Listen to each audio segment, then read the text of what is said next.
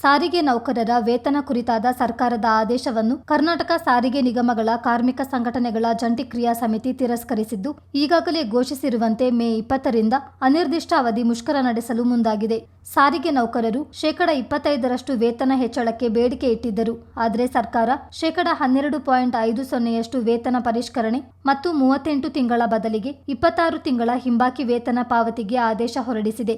ರಾಜ್ಯ ಸರ್ಕಾರದ ನಿರ್ಧಾರವನ್ನು ನೌಕರರು ಏಕಪಕ್ಷೀಯ ಎಂದು ತಿರಸ್ಕರಿಸಿದ್ದಾರೆ. ಮೇ 20ರಂದು ಬೆಳಗ್ಗೆ 6ರಿಂದಲೇ ಬಿಎಂಟಿಸಿ, ಕೆಎಸ್ಆರ್ಟಿಸಿ, ವಾಯುವ್ಯ ಮತ್ತು ಕಲ್ಯಾಣ ಕರ್ನಾಟಕ ರಸ್ತೆ ಸಾರಿಗೆ ಸಂಸ್ಥೆಯ ನೌಕರರು ಬಸ್ಗಳನ್ನು ರಸ್ತೆಗಿಳಿಸದಿರಲು ನಿರ್ಧರಿಸಿದ್ದಾರೆ. ಈ ಹಿನ್ನೆಲೆಯಲ್ಲಿ ರಾಜ್ಯಾದ್ಯಂತ ಬಸ್ ಸಂಚಾರ ಸ್ಥಗಿತಗೊಳ್ಳುವ ಸಾಧ್ಯತೆ ಇದೆ. ಸರ್ಕಾರದ ಉದ್ದಟತನದ ವಿರುದ್ಧದ ಈ ಹೋರಾಟಕ್ಕೆ ಸಾರ್ವಜನಿಕರು ಕೈಜೋಡಿಸಬೇಕು ಮತ್ತು ಜನಸಾಮಾನ್ಯರೇ ಸರ್ಕಾರಕ್ಕೆ ಛೀಮಾರಿ ಹಾಕಬೇಕೆಂದು ಸಮಿತಿ ಮನವಿ ಮಾಡಿದೆ. ಸರ್ಕಾರ ಆಶ್ವಾಸನೆ ಕೊಟ್ಟಷ್ಟು ಸಂಬಳ ಹೆಚ್ಚಳ ಮಾಡಿಲ್ಲ, ಹಿಂಬಾಕಿ ವೇತನ ಕೊಡುತ್ತಿಲ್ಲ ಎಂಬುದು ನೌಕರರ ವಾದವಾಗಿದೆ. ಚಿತ್ತಾರ ನ್ಯೂಸ್, ಮಡಿಕೇರಿ.